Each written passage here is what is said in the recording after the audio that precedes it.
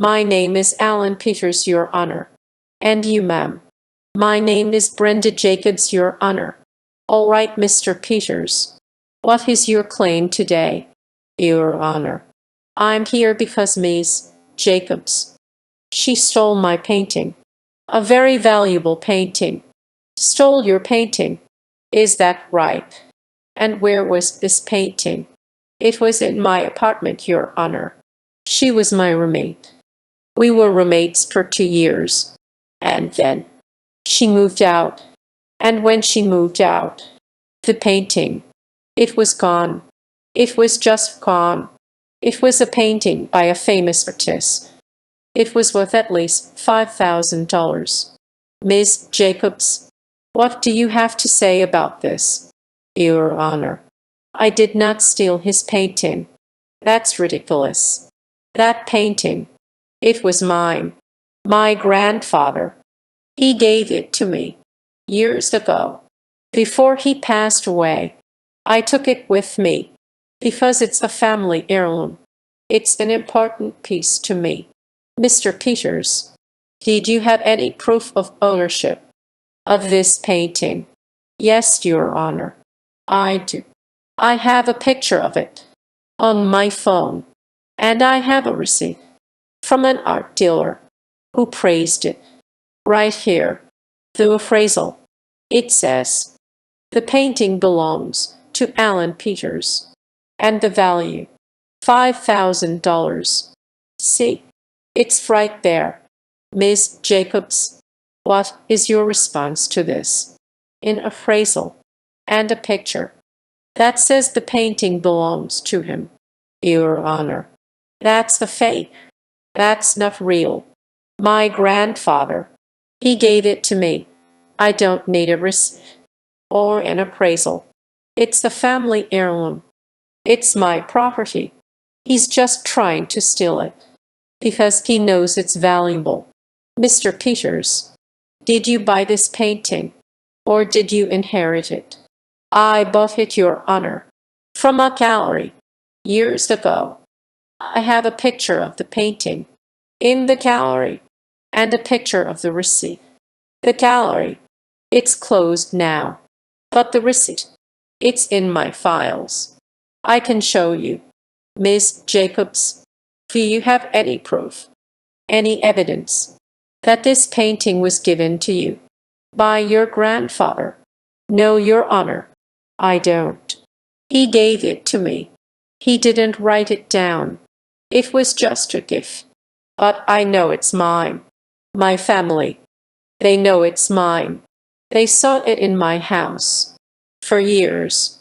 This is a case of two stories, two conflicting stories, and a painting that is in the middle. But the law, it does not look at stories. It looks at evidence. Mr. Peters, he has evidence. He has a picture. He has an appraisal. He has a paper trail that proves to a reasonable certainty that the painting is his property. You, Miss Jacobs, you have a story about your grandfather, a story about a family heirloom, but you have no evidence, no paper trail, no pictures, no anything. Your story, as touching as it may be, is not enough, not in a court of law. When two people claim ownership of the same item, the court looks at the evidence, and the person with the best evidence wins. In this case, Mr. Peters, he has a paper trail. You have a story. His evidence is stronger. You had the painting. You had it in your possession, and you took it with you when you left. That is conversion. It is the wrongful taking or keeping of someone else's property, even if you believed it was yours. The fact is, it was not, and you took it. I find in favor of the plaintiff, Mr. Peters. Miss Jacobs, you owe Mr. Peters $5,000 for the value of the painting. Case closed. All right. Next case. You, sir. Take the podium. You, ma'am. Stand to his right. State your name for the record. My name is Frank Chen, Your Honor. And you, ma'am.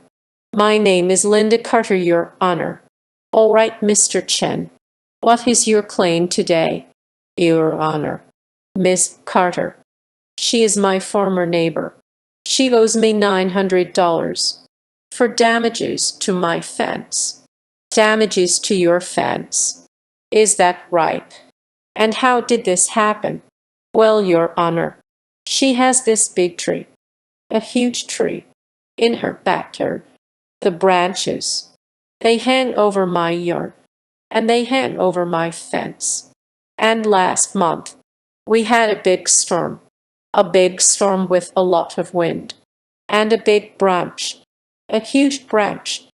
It broke off the tree, and it fell right on my fence. It completely destroyed a whole section of it. Miss Carter, what do you have to say about this? Your Honor, that's an act of God. A storm, a windstorm. It's not my fault. I'm not a meteorologist. I can't control the weather. It was a natural disaster. And my tree, it's a healthy tree. It's been there for years. It's not my fault that it fell. It was an accident. Mr. Chen, did you ever ask Miss Carter to trim her tree? Yes, Your Honor. I did. I asked her several times. I went over there, and I told her, your tree, the branches, they're getting too big. They're hanging over my yard. She just ignored me. She said, it's a nice tree. It's good for shade. She didn't want to trim it. Miss Carter, is that true? Did he ask you to trim your tree? He might have, Your Honor. I don't remember. He's always complaining about something.